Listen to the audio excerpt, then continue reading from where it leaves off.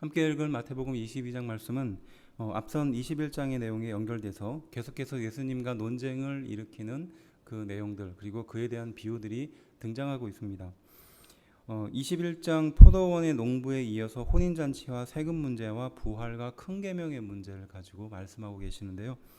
먼저 이 내용들에서도 조금 살펴보면 이 혼인잔치의 비유는 5절을 이렇게 말하고 있습니다.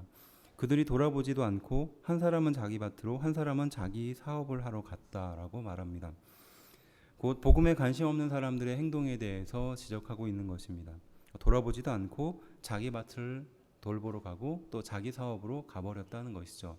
이들은 누구를 말하는 걸까요? 유대인들을 말하는 겁니다. 하나님의 말씀을 가르쳤던 그들임에도 불구하고 자기 밭으로 돌아가 버리고 자기 사업으로 돌아가 버렸던 그들을 말하는 것이죠. 결국 내거리의 사람, 또 누구나, 또 심지어는 악한 자나 선한 자나 잔치에 초대된다는 것입니다.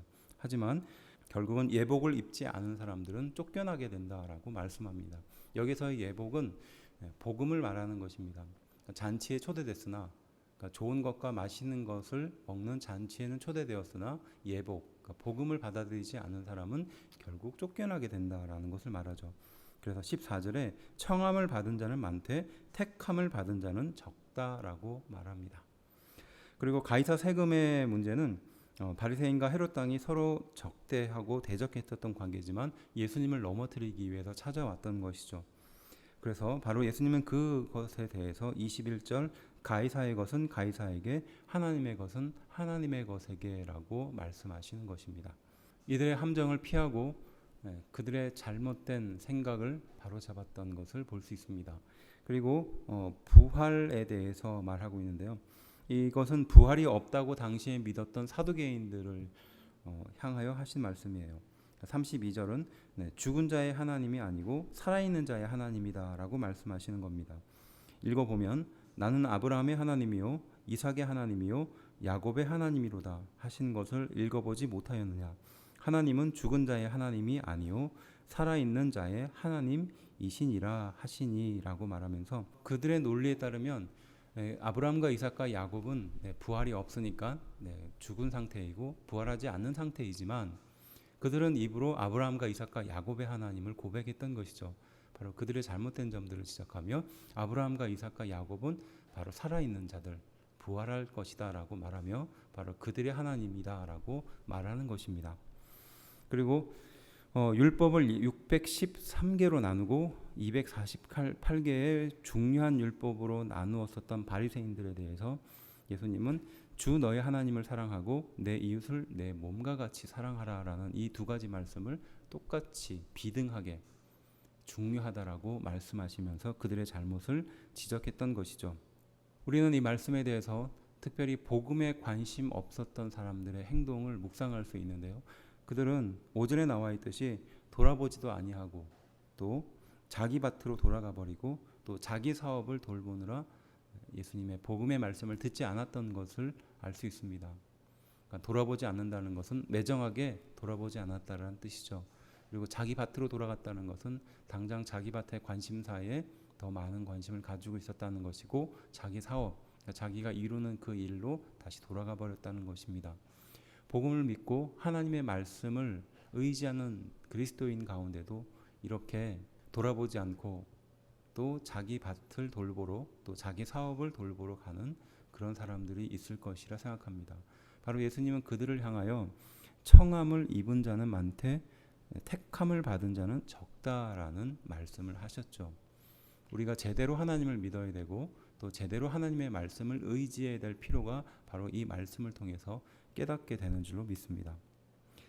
예수님을 시험하여 넘어뜨렸던 종교 지도자들은 당시 하나님의 말씀을 해석하고 가르쳤던 사람입니다. 또 그들 또한 메시아를 간절히 기다렸던 사람 중에 한 사람이었습니다. 하지만 그들이 스스로 이렇게 편견의 눈이 어두워 예수님을 하나님, 메시아로 구별하지 못했었던 이유가 무엇일까? 이 말씀이 우리에게 주는 의미가 클 줄로 믿습니다. 하나님의 말씀을 믿었음에도 불구하고 예수님을 통해서 하나님을 말씀을 믿지 않았다라는 지적을 받고 있다는 것은 곧 현대를 살아가는 우리 성도들에게도 동일하게 적용될 수 있는 말씀이라는 것이죠. 그리고 복음의 근본 정신이 하나님을 사랑하고 내 이웃을 내 몸과 같이 사랑하라라고 말씀하는 이 내용에도 좀 주목해 볼 필요가 있습니다. 하나님을 섬기는 것이 소중하고 또 성도들과의 교제, 내 이웃, 믿지 않는 사람들과의 관계를 우리는 하나님과의 관계에 비유해서 상대적으로 좀 소홀하게 여기는 경향들이 있습니다. 그렇지만 하나님은 바로 이 말씀을 통해서 하나님을 섬기는 것만큼이나 이웃을 나의 몸과 같이 사랑하는 것 또한 중요하다, 같은 비중을 담고 있다라고 우리에게 말씀하고 있습니다. 소희가 이런 생각을 하잖아요. 하나님을 열심히 잘 믿고 구원만 받으면 됐지 다른 것이 뭐가 중요하냐 이렇게 생각할 수 있습니다. 하지만 하나님의 말씀, 특별히 예수님의 이 말씀을 통해서 보면 하나님을 사랑하는 것만큼이나 이웃을 나의 몸과 같이 사랑하는 것 또한 중요하다는 것을 깨닫게 됩니다. 그래서 구약의 말씀이 결국 십계명이 주는 이 두 가지 메시지는 하나님을 사랑하는 것이 계명의 앞부분이고요. 이웃을 내 몸과 같이 사랑하는 것이 계명의 뒷부분입니다. 그리고 예수님은 그 계명을 지금 바리새인과 사두개인들 그들 앞에서 다시 한번 공고하게 말씀하셨던 거죠. 그리고 그 말씀은 지금 우리에게도 동일하게 적용될 것입니다. 하나님을 사랑하고 나의 이웃을 내 몸과 같이 사랑하는 것, 바로 이것이 바로 하나님이 우리에게 주시는 말씀이고 또 예수님께서 우리에게 주시는 복음이라는 것이죠. 소홀하게 생각할 수 있는 그 사람들과의 관계, 그것 또한 사랑으로 만들어 가야 한다라는 것을 이 말씀을 통해서 깨닫게 됩니다. 이 두 가지 말씀의 의미를 붙들고 또 오늘 하루를 승리하며 살아가는 우리가 되기를 주의 이름으로 축원합니다.